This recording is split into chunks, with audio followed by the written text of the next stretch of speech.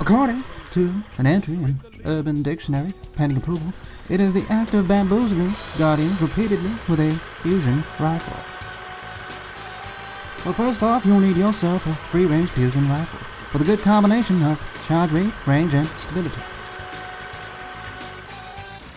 This video is about the best fusion rifles in the game. Don't you leave!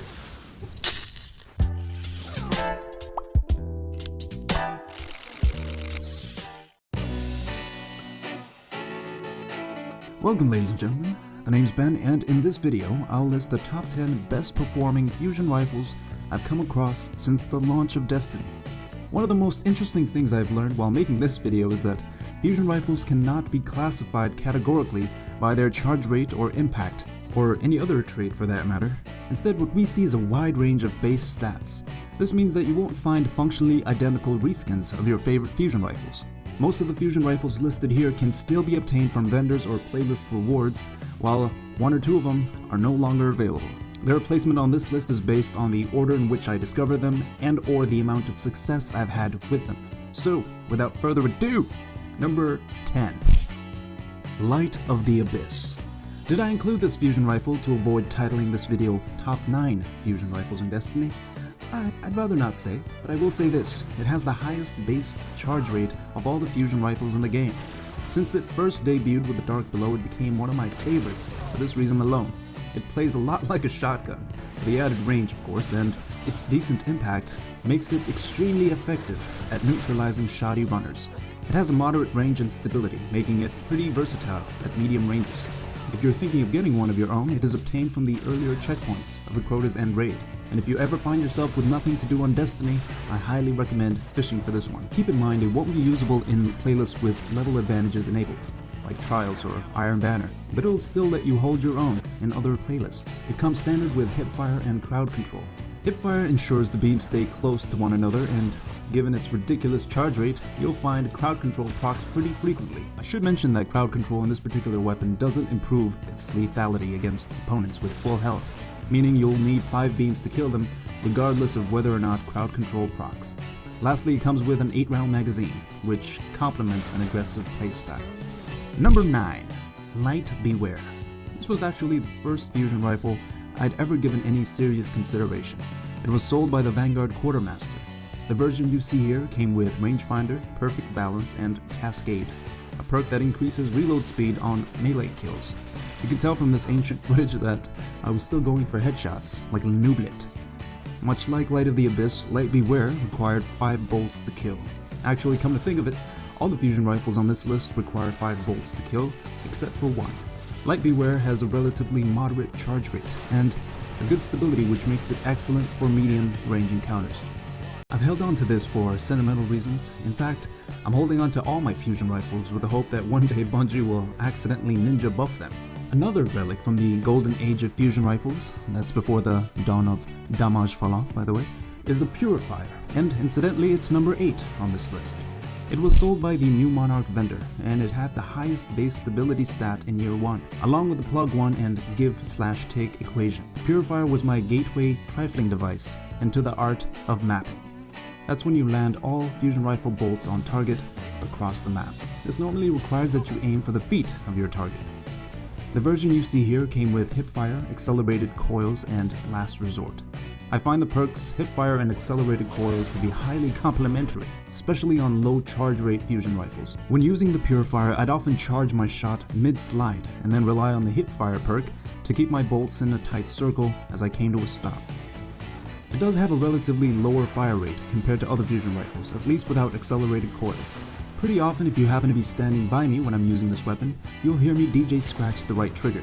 This not only shortens the time it takes to open fire, if at all necessary, but it also makes you feel cool.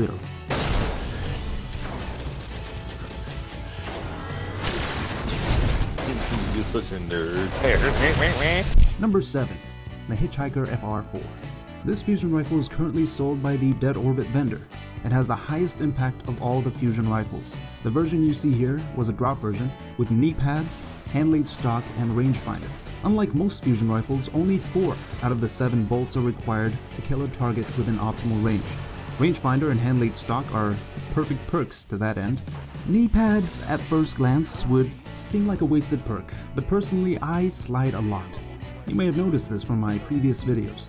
Fun fact, sliding keeps you off the radar temporarily, and knee pads let you close gaps quick and catch your opponents by surprise. I should mention that the Hitchhiker does have the slowest charge rate of all the fusion rifles, so more often than not I will use it exclusively at medium range encounters. In fact, after acclimating to the low charge rate, I'll run this almost as if I had a sniper in hand. I also pair it with fast-firing primary weapons like ARs and hand cannons. Anywho, moving on. This list wouldn't be complete without mentioning one of the most unique fusion rifles in the game.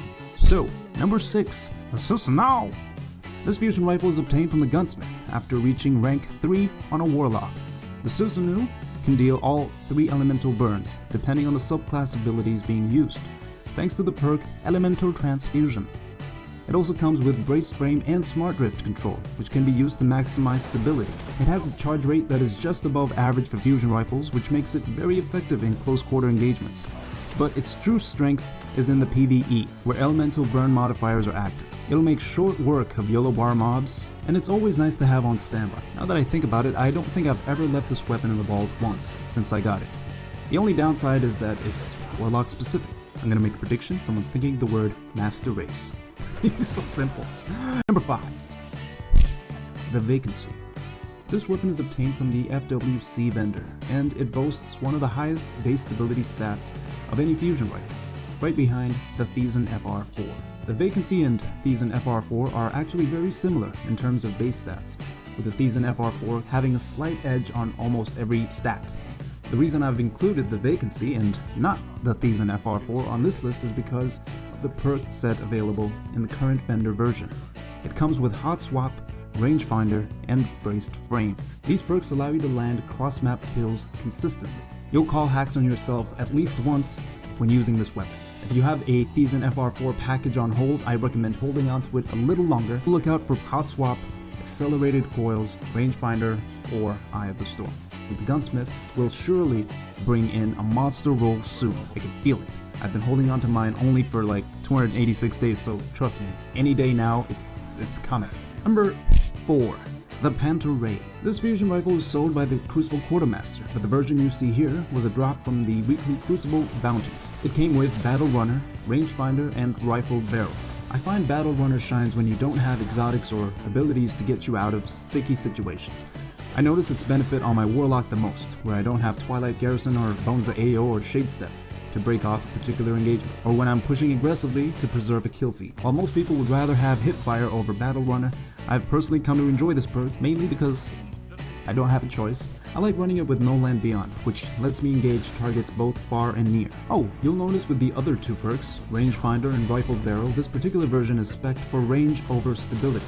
This is because I've gotten pretty accustomed to using this weapon as a shotgun substitute, and from personal experience, you can make up for the lack of stability simply by shooting your targets below the waist, and sometimes even the cankles.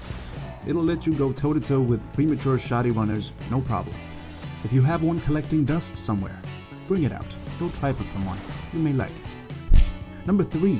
Pocket Infinity. This trifling device is unlike any other. It has soft ballistics and perfect balance, and the diabolical perk Pocket Infinity, which lets you fire in full auto, and will also return missing rounds back to the magazine.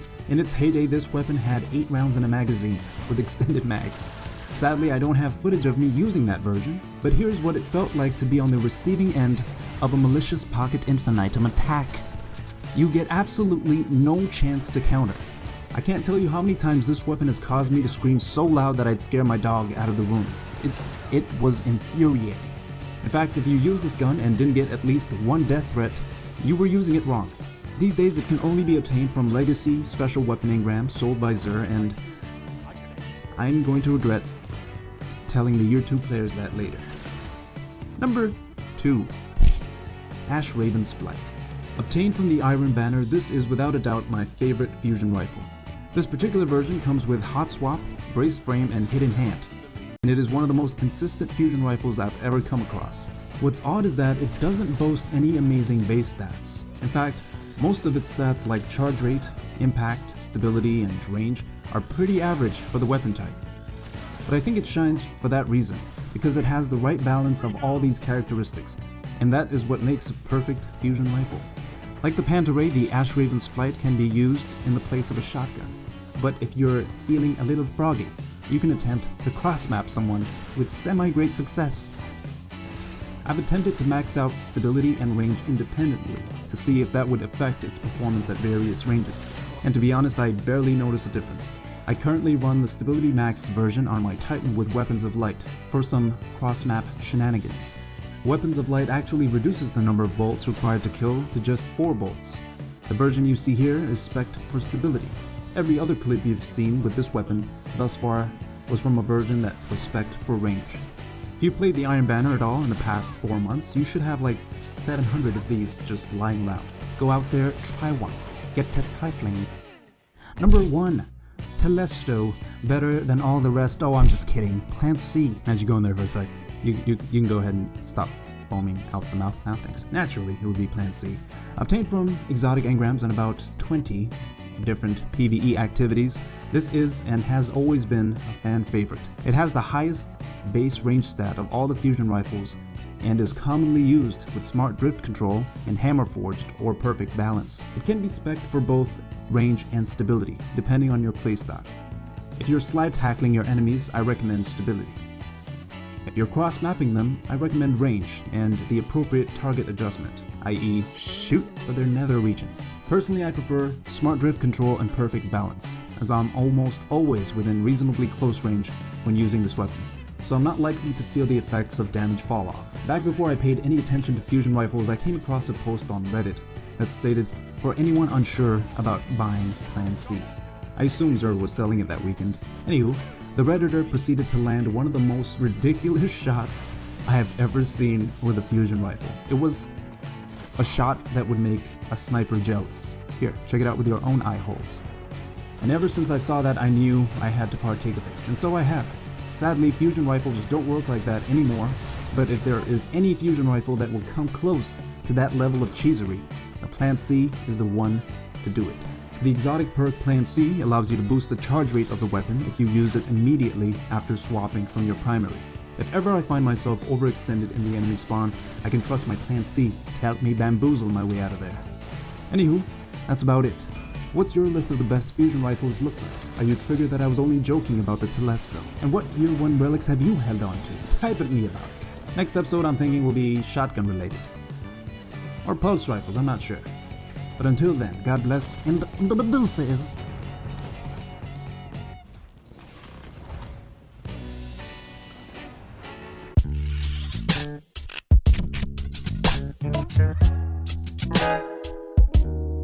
Yeah.